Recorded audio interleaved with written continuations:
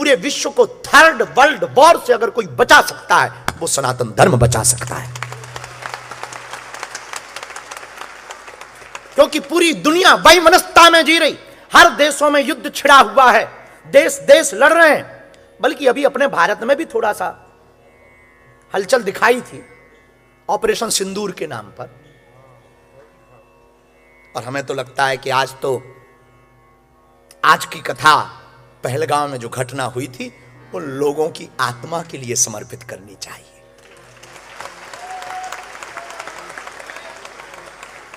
मेरे पागलों, एक बात तुम याद रखना, तुम भारत और सनातन संस्कृति और अपने परिवार से जुड़े रहना। कल हमने बोला था क्राइस्ट चर्च में कि तुम्हारे पास गाड़ी हो जाए, बंगला हो जाए, पैसा हो जाए, पद हो जाए, कद हो जाए, पर यदि तुम्हारे पास परिवार ना रहे तो ताली कौन बजाएगा? सेलिब्रेट कौन करेगा यार?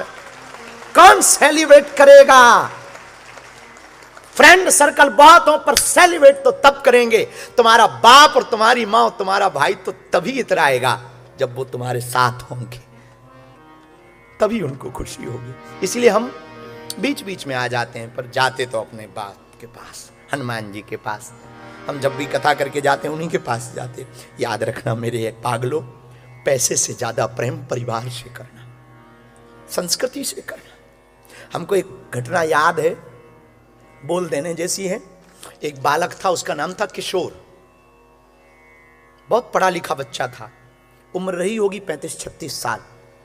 एक बार वो शादी में गया, उस शादी में उसने एक आश्चर्यचकित घटना देखी कि दो बुढ़े वृद्ध बैठे हुए थे, एक दूसरे को खाना खिला रहे थे। एक ज्यादा बूढ़ा था, एक कम। तो जो कम बूढ़ा था वो अपने हाथ से ज्यादा बूढ़े को खाना खिला रहे थे। तो वो गया, उसने पूछा कि ये कौन है? उसने कहा ये मेरा बड़ा भाई है, हम छोटे हैं, ये बड़ा भाई है, इसलिए इसको हाथ कपते हैं खाने में, इसलिए खाना खिला रहे। उसकी आंखों में आंसू आ गए, क्योंकि उसका भी बड़ा भाई था, लेकिन संपत्ति का मुकदमा चल रहा था। 20 साल से बात नहीं हो रही थी, 20 साल से रहा होगा, 16-17 साल का, तब से मुकदमा चालू हो गया। भाई भाई के प्रति प्रेम देख करके उसका दिल पिघल गया। उसने तुरंत फोन लगाया बड़े भाई को। वहां से आवाज आई, हेलो कौन? भैया मैं तुम्हारा किशोर बोल रहा हूं। बड़े भाई ने जवाब दिया, अब फोन क्यों लगाया?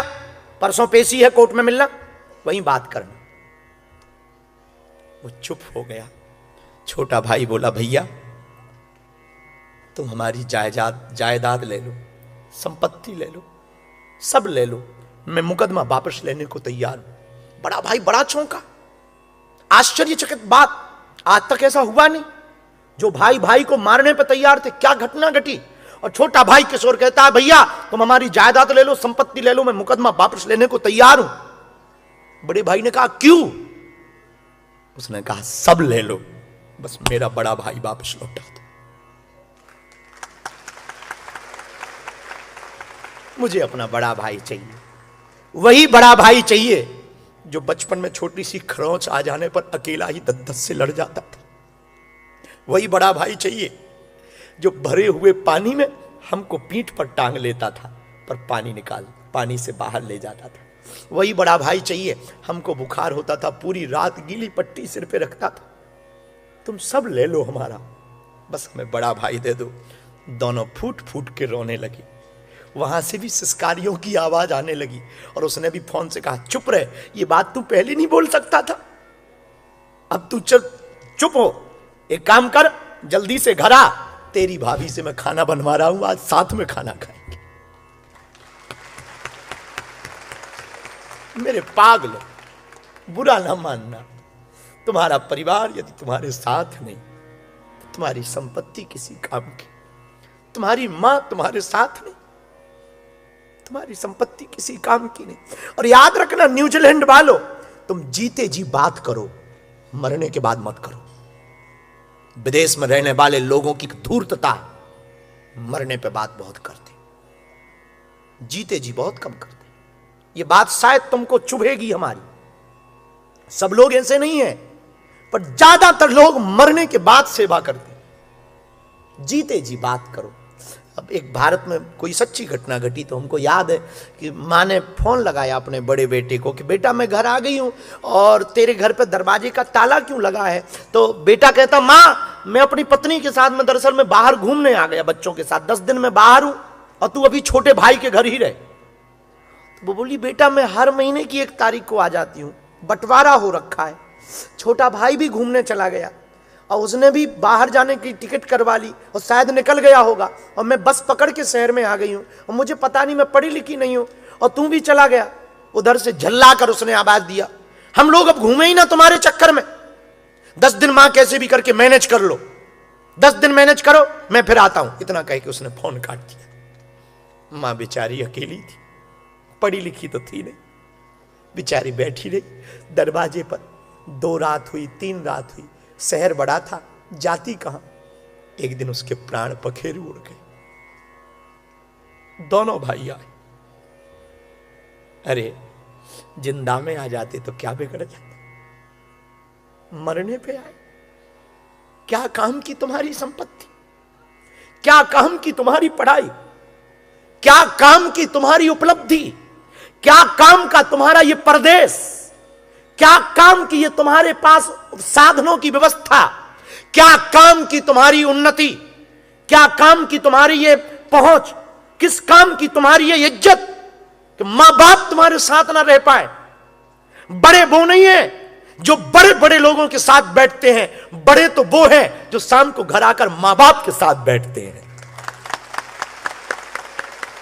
और तुम अपने मां बाप के साथ ना बैठ पाए तो बुरा मत मानना मेरे पागलो।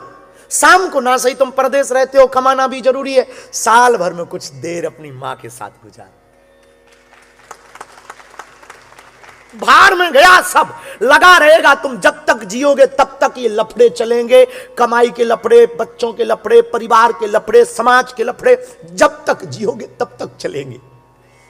मरने के बाद तो कोई पूछने वाला नहीं, इसलिए तुम मरने के बाद बातें करते हो। हमने देखा है अमीरों के घर में, हमने देखा है विदेशों में, मरने के बाद फोटोओं की इतनी सजावट होती है, मरने के बाद ऐसी मालाएं टांगी जाती, काश जीते जी फूल चढ़ा दिया होता, तब तो बड़ी बात।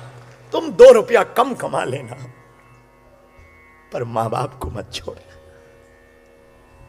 तुम 2 एकड़ जमीन कम ले लेना, भाई को मत छोड़ना।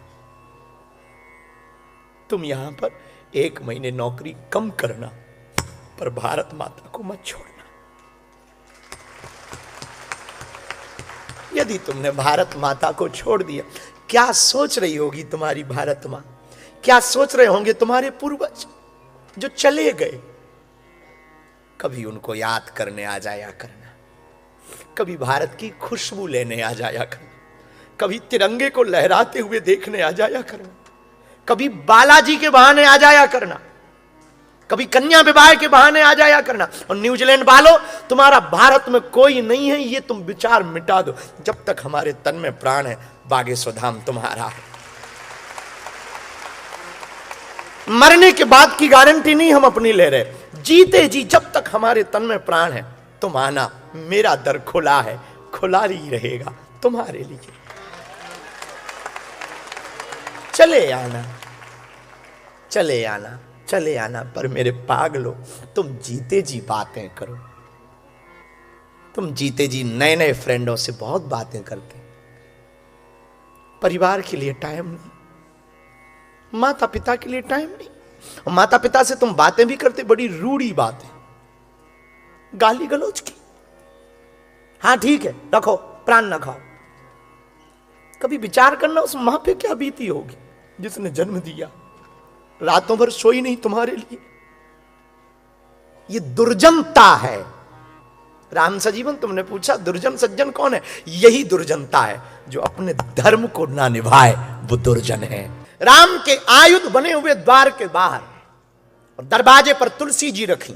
तुलसी का वृक्ष हिंदुओं की पहचान है, तुलसी का पौधा, मस्तक पर तिलक हिंदुओं की पहचान। बुरा ना मानना, हिंदुओं की दुर्दशा का सबसे बड़ा कारण अगर कुछ है तो मस्तन तिलकहीन मस्तक, मंत्रहीन जिह्वा, शस्त्रहीन हाथ और परिवार घटता हुआ परिवारहीन हिंदू समाज, ये हिंदुओं की दुर्दशा का कारण है। न माथे पर तिलक बचा है, न हाथ में शस्त्र शास्त्र बचे हैं, न जिह्वा पर संस्कृत भाषा बची है, न वाणी में ओज बचा है, न परिवारों में एकता बची है, न पूर्वजों के बड़ों का सम्मान बचा है। इसलिए हिंदू घट रहा है। पर धन्य है हनुमान जी, लंका में ठहरे कहां, जहां राम जी के आयुध बने, द्वार पर तुलसी का पौधा लगा, वहीं पर हनुमान जी ठहर गए। सोचने लगे ये किसका घर है। और आप भी विचार करो, लंका रावण की, राजा रावण है, रावण राम का विरोधी है, पर रावण के विरोध में भी, रावण के पक्ष में भी रहने वाला कोई राम भक्त था। और मेरे पागलों, हमने हमेशा एक बात रामचरितमानस की बोली है, रामायण के दो पात्र हैं, एक मंथरा का पात्र है, एक विभीषण का पात्र है। राम के राज्य में रह करके मंथरा सुधरी नहीं, और रावण के राज्य में रह करके विभीषण बिगड़ा नहीं। और हनुमान जी किसके द्वार पर ठहरे, जरा विचार करना, जिसके घर के बाहर राम के आयुध लगे, जहां पर तुलसी का पौधा लगा, हनुमान जी ठहर गए। लेकिन हनुमान जी ने सोचा, हो सकता हमको फंसाने के लिए किसी ने ऐसा मकान बना रखा हो। बहुत से नए नए बाबा बनते हैं, नए नए भगत बनते हैं, जरा सावधान रहना। हम तुमसे कह देते हैं, बहुत जान पहचान करके ही अपनी श्रद्धा के माथे को झुकाना, बहुत ठहर कर अपनी श्रद्धा को, बहुत ठहर करके अपने मस्तक को झुकाना। किसी को भी मत झुका लेना, वरना हो सकता तुम साधु के चक्कर में काल नेमी को प्रणाम कर बैठो, फिर बाद में भगवान से भी तुम्हारा मन उचट जाए। इसलिए मेरे पागलों, हमारी एक आदत है, हम बहुत ठहर करके चेला बनाते हैं। कई लोग फोटो भर के चक्कर में चेले बनते हैं,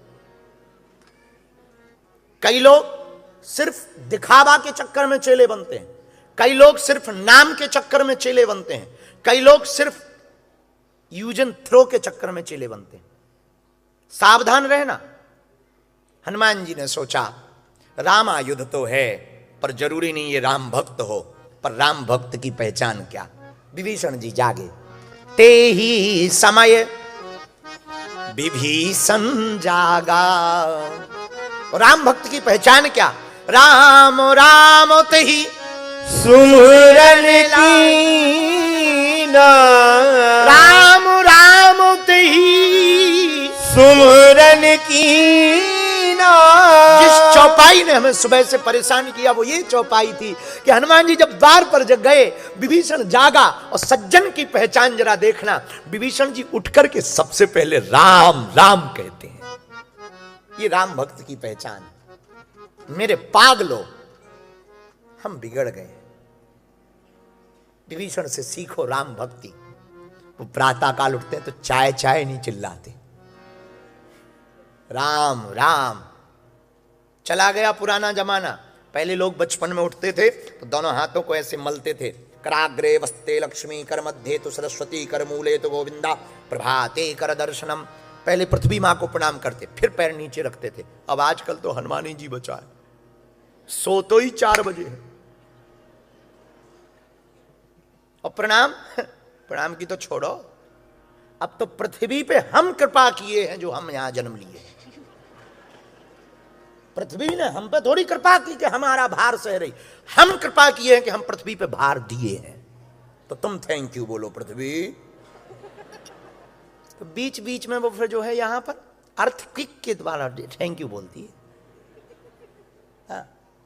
हाँ, बुरा ना मन।